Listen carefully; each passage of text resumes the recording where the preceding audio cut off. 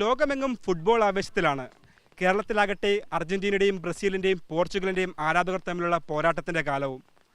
എങ്ങനെ തങ്ങളുടെ പ്രിയപ്പെട്ട ടീമിൻ്റെ ഫ്ലെക്സ് വ്യത്യസ്തമായി ഉയർത്താമെന്നാണ് ഇവർ ആലോചിക്കുന്നത്. മലബാറുകാർ ഒരു പൊടിക്കടങ്ങണം. ഇത്തവണ ഇടുക്കിയിലെ പിള്ളേർ രണ്ടും കൽപ്പിച്ചൊരു ഫ്ലെക്സ് ഉയർത്തിയിട്ടുണ്ട്, അതും ഡാമിൻ്റെ നടുവിൽ. അപ്പോൾ മിശിഹായുടെ ഫ്ലെക്സ് ഡാമിന് നടുക്ക്. എങ്ങനെയാണ് ഇതിലേക്ക് എത്തിയത്? ഞങ്ങൾക്ക് ഓൾറെഡി ഒരു പ്ലാൻ ഉണ്ടായിരുന്നു. ഇപ്രാവശ്യം ഒരു കട്ടൗട്ട് വെക്കണം എന്ന് ഞങ്ങളുടെ മനസ്സിലുണ്ടായിരുന്നു. ഇത് വേൾഡ് കപ്പിൻ്റെ തുടങ്ങുന്ന ഫിക്സ് ഇടുന്ന ആ സമയത്ത് തന്നെ നമുക്കൊരു പ്ലാൻ ഉണ്ട്. ഞങ്ങൾ ഓൾറെഡി പ്ലാൻ ഇട്ട് തുടങ്ങിയായിരുന്നു. പിന്നെ ഞങ്ങൾ ആദ്യം അടിച്ചത് കട്ടൗട്ട് എന്ന് പറയുമ്പോൾ ചെറുതായിരുന്നു, 8 അടിയായിരുന്നു. അപ്പോൾ അത് അവിടെ അത്ര ലോങ് ആണ്, ഇച്ചിരി നല്ല ഡിസ്റ്റൻസ് ഉണ്ട് അങ്ങോട്ടേക്ക്. അതുപോലെ നമുക്കവിടെ വെക്കാനും ഇച്ചിരി പാടാണ്, കാരണം താഴേക്ക് നല്ല ആഴ്ചയുണ്ട്, 10-27 അടി താഴോട്ടുണ്ട്, ചെളിയാണ്. അപ്പം ഇത് കണ്ട് ഞങ്ങൾ ചെറുത് വെച്ച് അത് കഴിഞ്ഞപ്പോൾ ഞങ്ങളോട് എല്ലാവരും കളിയാക്കി, അയ്യോ ഇത്രയും ചെറുതാണ് വെച്ച്. ആ ഈഗോ പ്രകാരമാണ് ഞങ്ങളിപ്പോൾ ഇതിലും വലിയ സാധനം ഇവിടെ കയറ്റിയിരിക്കുന്നത്. അപ്പോൾ ഇതിനിപ്പോൾ മൊത്തം എത്ര ചിലവായി കാണും? ഏകദേശം ഒരു 10,000 രൂപ ചിലവായിട്ടുണ്ടല്ലേ? അപ്പോൾ 2022 നമ്മൾ മെസ്സി എല്ലാം നേടി സമ്പൂർണ്ണമായതാണ്. ഇപ്പോൾ 26 വരും. അപ്പോൾ ഇത്തവണ കിരീടം നിലനിർത്തുമോ? എന്താണ് പറയാനുള്ളത്? തീർച്ചയായും കിരീടം ഈ പ്രാവശ്യം നമുക്ക് തന്നെ. രണ്ടാമത്തെ കപ്പ് ഉറപ്പായിട്ടും കാണും മെസ്സിക്ക്. അപ്പോൾ മെസ്സിക്കാണ് ഈ ലോകകപ്പിലുള്ള ഒരുപാട് റെക്കോർഡുകളാണ് മെസ്സിയെ കാത്തിരിക്കുന്നത്. അതായത് ഏറ്റവും കൂടുതൽ ഗോൾ നേടുന്ന താരം എന്നുള്ളത്. ഇപ്പോൾ ഇത്തവണ മെസ്സി ആ നേട്ടം സ്വന്തമാക്കും. തീർച്ചയായിട്ടും എത്തിയിരിക്കും. കഴിഞ്ഞ തവണ ഗോൾഡൻ ബോൾ ബൂട്ട കിട്ടിയതാണ്, ഈ പ്രാവശ്യം കിട്ടേണ്ടതാണ്. കപ്പ് നമ്മൾ വീണ്ടും നിലനിർത്തും, ഉറപ്പാണ് നിലനിർത്തും. അപ്പോൾ മെസ്സി ആരാധകരും അതുകൊണ്ട് അവർക്ക് കട്ട പിന്തുണ നൽകിക്കൊണ്ട് അവരുടെ മാതാപിതാക്കൾ കുറച്ച് പേരുണ്ട്. ചേച്ചി, ഇപ്പോൾ പിള്ളേരൊക്കെ മെസ്സിയുടെ ഒരു കട്ടൗട്ട് വെച്ചു. അപ്പോൾ എങ്ങനെയായിരുന്നു പിന്തുണയൊക്കെ നിങ്ങളുടെ?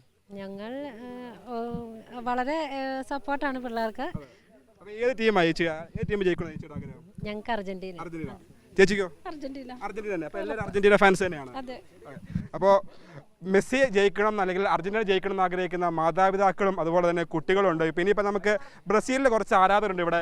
എന്തേ നമ്മുടെ പയ്യൻ്റെ ബ്രസീലിൻ്റെ ആരാധകരുണ്ട്. അപ്പോൾ മെസ്സിയുടെ കട്ടൗട്ട് വന്ന് അപ്പോൾ ചെക്ക് ഡാമിന് നടക്കും. ഇനി നെയ്മറിൻ്റെ ഒരു കട്ടൗട്ട് വരും. അതിൻ്റെ പുറകെ പൊങ്ങും.